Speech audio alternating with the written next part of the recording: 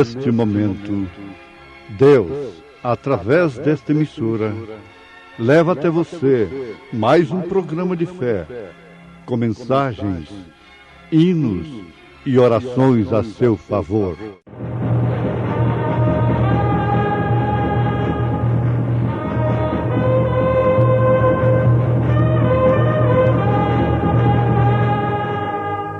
Fé para vencer.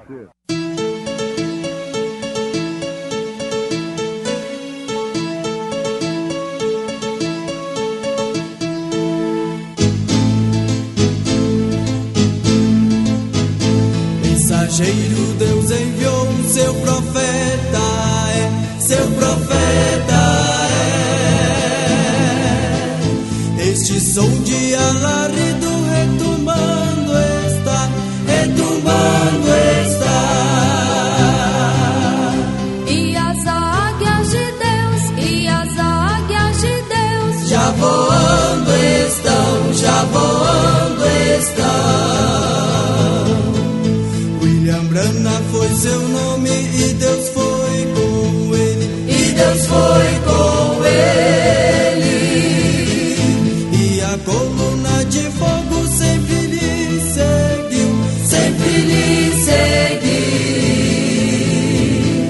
A palavra ele pregou, a palavra ele pregou com fidelidade. E esta é a mensagem que dele ouvimos e vos anunciamos, que Deus é Deus, e não há nele trevas nenhuma.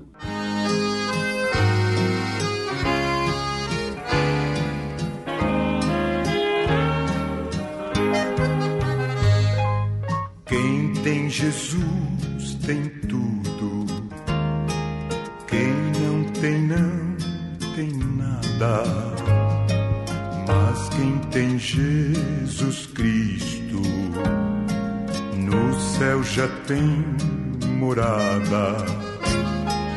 Quem tem Jesus tem vida que não se acabará. Mas quem não tem Jesus no céu não entrará. Quem ama este mundo lá no céu não tem nada. Mas quem tem Jesus Cristo no céu já tem morada. Quem ama este mundo lá no céu não tem nada. Mas quem tem Jesus Cristo no céu já tem morada.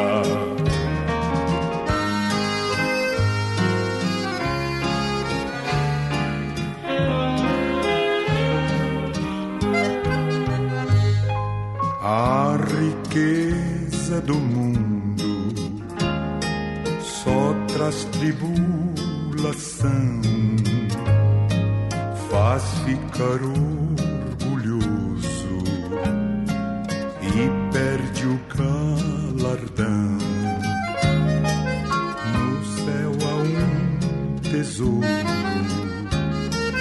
que Jesus tem pra dar a quem deixar o mundo e a ele se entregar.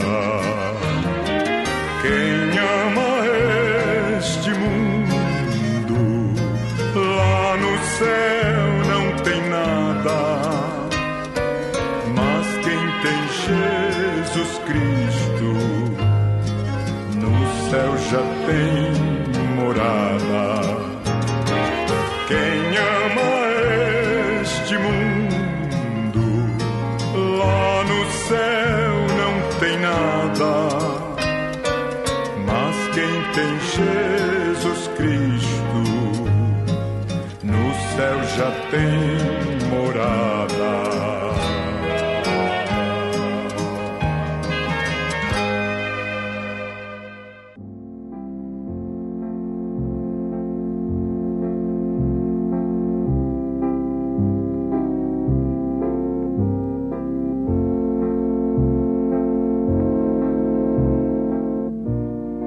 esta é a mensagem que dele ouvimos e vos anunciamos. Primeira Epístola Universal do Apóstolo São João, capítulo 1, versículo 5. Ouvintes amados, lendo as Escrituras, nós constatamos que aqueles que foram usados por Deus para escrevê-las, eles o fizeram com convicção do que eles eram, do que eles anunciavam, do que eles pregavam. Todos os homens de Deus que foram usados, como no caso do apóstolo São João, tiveram plena convicção de anunciarem as suas mensagens, as suas pregações, os seus escritos, como a única regra verdadeira para o seu povo, para a Igreja de Cristo. Se nós que julgamos estar dirigindo o povo de Deus não somos portadores da mesma convicção, algo mal anda com o nosso espírito. Se somos envolvidos por uma certa ética que não nos permite ferir doutrinas, é sinal que nós estamos pregando uma doutrina que precisa ser ferida pela palavra de Deus. Eles tiveram convicção, e se temos o mesmo espírito deles, também temos convicção de que aquilo que pregamos e anunciamos é a verdade para o povo. E esta é a mensagem. Vocês costumam muito ouvir a mensagem, esta mensagem é a mensagem do profeta desta era, do precursor da segunda vinda de Jesus Cristo, que nós anunciamos. E esta é a mensagem que dele ouvimos e vos anunciamos, que não é outra senão que Deus é luz e não há nele trevas nenhuma. Não há nele mistura alguma, mescla alguma, sombra alguma. E se dissermos que temos comunhão com ele e andamos em trevas, mentimos e não praticamos a verdade. Vocês sabem que eu estou prosseguindo o que João disse. Primeira carta de São João, capítulo 1, versículo 5 e agora versículo 6. Se dissermos que temos comunhão com ele, se temos uma doutrina, temos um culto, e através daquele culto que temos, da nossa tradição, estamos em comunhão com ele, mas andarmos em trevas, mentimos e não praticamos a verdade. Mas o que seria trevas na concepção intelectual do mundo de hoje? O que seria trevas? Aí está a questão. Como se pode reconhecer que está em trevas? Aqueles sacerdotes que chegaram a expulsar aquele homem que fora cego de nascença e que foi curado por Jesus poderosamente, aqueles sacerdotes sabiam que eles eram cegos? E quando Jesus disse que eles eram cegos, guiando cegos, e por isso todo mundo caindo no buraco, vocês pensam que eles se arrependeram e pediram colírio para os seus olhos? Não. Eles se iraram e sempre esperaram um momento de tapar a boca de Jesus. Em todos os tempos da Igreja de Jesus, sempre houve um grupo que aguardou o devido momento para tapar as bocas daqueles que eram usados, que são usados por Deus para falarem a verdade. Porque quando as trevas são atacadas, em seu aspecto geral, pelo Evangelho revelado, eles se sentem acusados, atacados, insultados, porque são amantes das trevas, disse Jesus. Que os homens amaram mais as trevas do que a luz, porque as suas obras são más. Ele disse: o mundo não pode vos aborrecer, mas a mim ele me aborrece, porque eu testifico que suas obras são más. Não há outra missão para a Igreja de Jesus, para um verdadeiro pregador aqui na terra, senão testificar que as obras do mundo são más, ainda que muito recomendáveis, porque elas não são más aos olhos dos homens naturais. Agora, São João estava falando pelo Espírito de Deus. Se dissermos que temos comunhão com Ele e não amamos a verdade, não amamos a sã doutrina, não amamos o pudor, não amamos a correção, a exortação, antes estamos amando o mundo e seus deleites. O que Paulo fala a respeito da mulher que está em deleites? Ela está em pecado. Ela deu ocasião a Satanás. E isso se refere também à igreja, porque sempre esse mistério do casamento envolve Cristo e a igreja. João continua dizendo: mas se andarmos na luz, como ele na luz está, temos comunhão uns com os outros, e o sangue de Jesus Cristo, seu Filho, nos purifica de todo pecado. É se andarmos na luz, como ele na luz está, temos comunhão uns com os outros, que andam na luz, é claro, porque dois não podem andar juntos se não estiverem de pleno acordo. Os pássaros da mesma plumagem voam juntos. Onde está o corpo morto, ajuntar-se-ão as águias. Mas se andarmos na luz, como ele na luz está, temos comunhão uns com os outros, que amam a luz, que andam na luz. E então, o sangue de Jesus Cristo, seu Filho, nos purifica de todo pecado.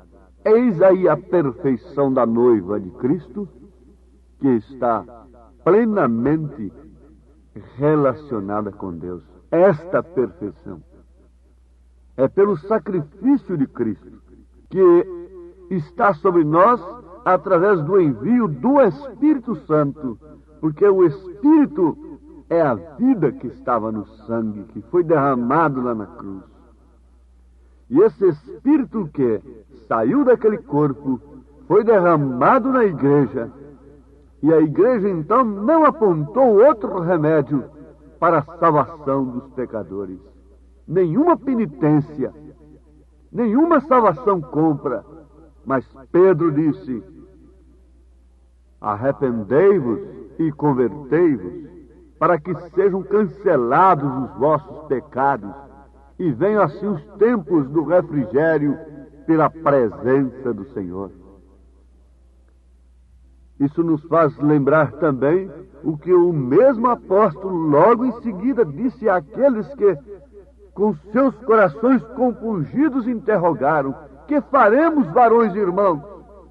A resposta foi incontinente: arrependei-vos, e cada um de vós seja batizado em nome do Senhor Jesus Cristo, para a remissão dos pecados, e recebereis o dom do Espírito Santo.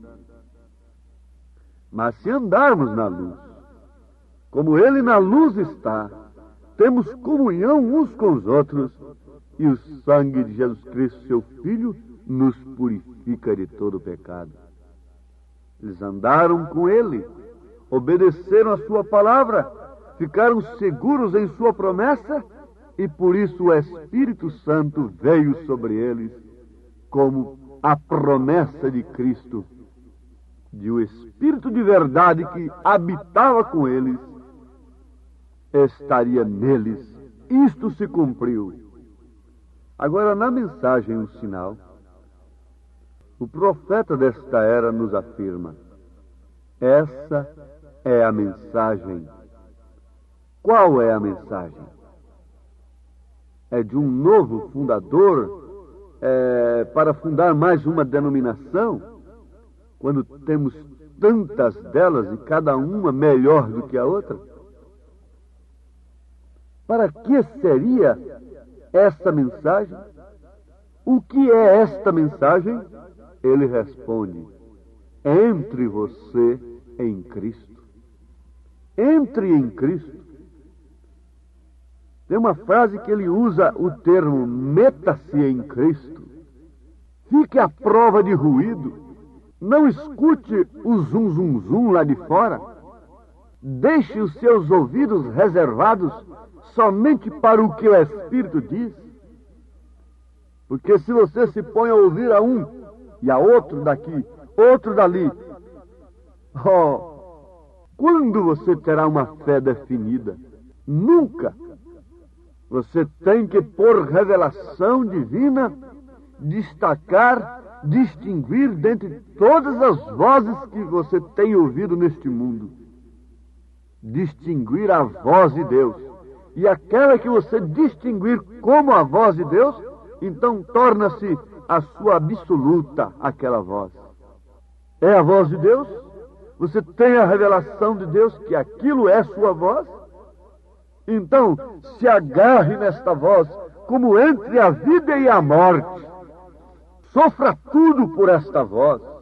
Dê sua própria vida por esta voz, que você distinguiu pelo Espírito Santo, que é a voz de Deus, que é a mensagem. Essa é a mensagem. Entre na minha igreja. Entre na minha organização. Não. Venha para mim, aqui você vai ser isto, vai ser aquilo. Não. Não. Entre você em Cristo. Lembremos-nos de que aquelas pessoas lá no Egito, do povo de Israel, que não estavam sob o sinal, Deus não era responsável por elas. Não importa quão boa, quão sincera fosse aquela pessoa, quão religiosa ela fosse, ela teria morrido afogada no dilúvio. O seu primogênito teria morrido quando o anjo da morte veio ali no Egito. Deus não tinha responsabilidade por pessoa boa alguma que estivesse fora do sinal. E Deus não é responsável hoje por nenhuma pessoa, seja pequeno ou grande, popular ou não, rico ou pobre, livre ou escravo, varão ou fêmea. Ele não é responsável por ninguém que não esteja debaixo do pacto do sinal, do Espírito Santo, que não esteja na luz, que não esteja na mensagem. Deus não tem responsabilidade por você, que rejeita a sua palavra e quer viver como bem pensa. Você usufrui das bênçãos naturais de Deus. Você usufrui dos dons que são dados sem arrependimento e pensa que com isso Deus está se agradando de você. O joio também sacode suas folhas, dá glória a Deus pela chuva que cai sobre ele. O joio também faz o mesmo que o trigo faz, ele faz ações de graças. Mas o que está reservado para o joio é fogo. É fogo. O que está reservado para esse povo que só quer usufruir das bênçãos de Deus e logo em seguida viver nas trevas do pecado, regidos pela moda do mundo, pelos ditames de Satanás, é fogo. Quanto mais você recebe de Deus, mais condenação você terá. Sim, meus amados, Ele não é responsável por ninguém que não esteja debaixo do pacto do sinal. Você diz, Mas, Senhor, eu fiz isto, eu expulsei demônios e preguei o evangelho, eu levantei multidões, eu tenho testemunhas de cura, eu tenho testemunhas disso e daquilo. Não importa. E ele vos responderá: digo-vos que não sei de onde vós sois. Apartai-vos de mim, vós todos os que praticais a iniquidade. São Mateus, capítulo 7, versículo 22 e 23. Ele unicamente reconhece o sinal. Esse sinal não é um dia da semana. Esse sinal é o Espírito Santo. Um sinal foi dado a Israel depois do dia de sábado. O sinal foi este: é que uma virgem concebeu e deu à luz um filho. E esse filho era a luz do mundo. Esse filho era um sinal para o dia. E aquela geração mais perversa vivia pedindo sinal. Sinal e mais sinal, milagres, mais milagres. Pedindo cura. Mas ele disse: não será dado um outro sinal para esta geração mais perversa, senão o sinal de Jonas. E o que quer dizer o sinal de Jonas?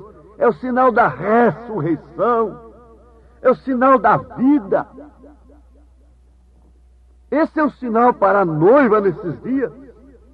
Vem um espírito fazendo pressão para fazermos milagres poderosos, para abafarmos os falsos profetas que têm surgido dentro da própria mensagem, porque se ela não fosse verdadeira, ela não podia ter falsificação, personificação, imitações.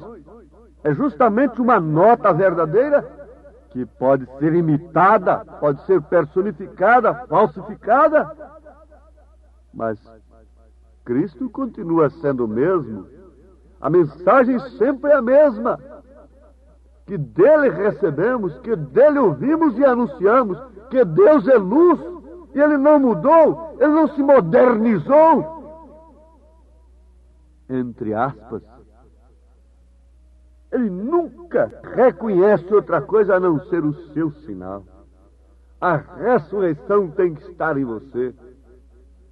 A ressurreição é o Espírito de Cristo, que não pode ser retido por paredes dogmáticas, por sepulcros de credos e dogmas, nem tampouco pela sepultura. O Espírito de Deus não pôde ficar dentro da sepultura e não deixou o seu corpo se corromper. No terceiro dia ele se levantou. Oh, desperta tu que dormes, levanta-te de entre os mortos e Cristo te esclarecerá. Entre na luz. Você pode conhecer os meus pecados, mas se eu estou na luz, o sangue de Jesus Cristo, seu Filho, nos purifica de todo pecado. Por isso eu quero sempre estar orando aos pés de Cristo. Quando quero estar... Senhor, a nossa oração é simples e pequena.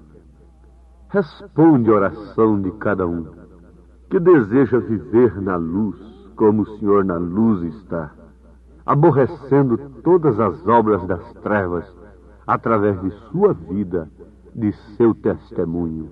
Dá o Espírito Santo a todos aqueles que o almejam com alma, com espírito, em nome de Jesus Cristo. Amém, Senhor. Amém.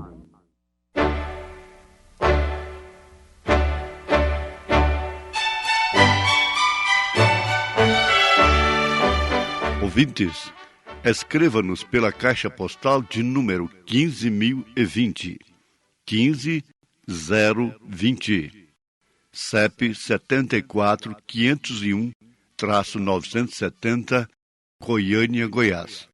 O nosso endereço na internet é www.apalavraoriginal.org.br. Volte a nos ouvir amanhã novamente, neste mesmo horário, nesta emissora, se o Senhor nos permitir, com fé no Filho de Deus, a fé que vence o mundo.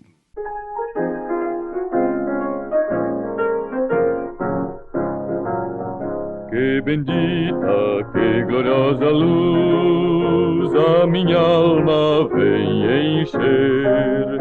É mais bela, intensa que a do sol. Cristo veio em mim viver. Luz bendita, luz gloriosa em meu viver. Concedida lá dos céus, só o salvo goza essa luz que vem de Deus. Esperança, vida e retidão, tenho salvos por Jesus. Quem o segue sem desanimar, goza paz, poder e luz. Luz bendita, luz gloriosa, concedida lá dos altos céus. Só o salvo goza esta luz que vem de Deus. Esperança, vida e salvação has de ter, ó pecador, aceitando Cristo nossa luz, este dom do Deus de amor. Luz bendita, luz gloriosa, concedida lá dos altos céus, só o salvo goza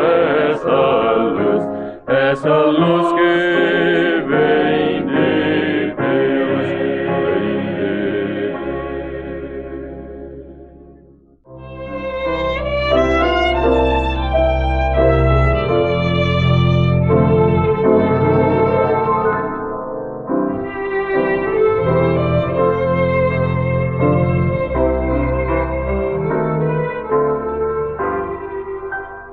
Viva a luz de seu amor, nele tenho força e paz,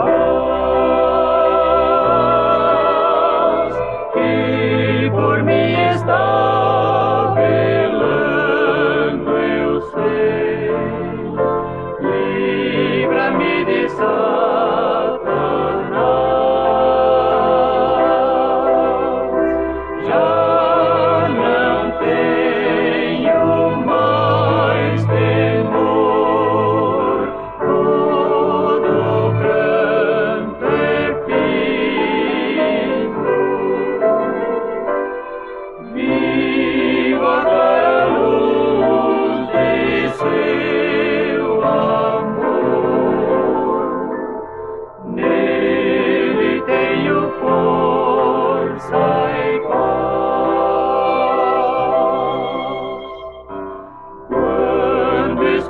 escurecer da noite vem, baixam sombras sobre mim. Eis que a clara luz de seu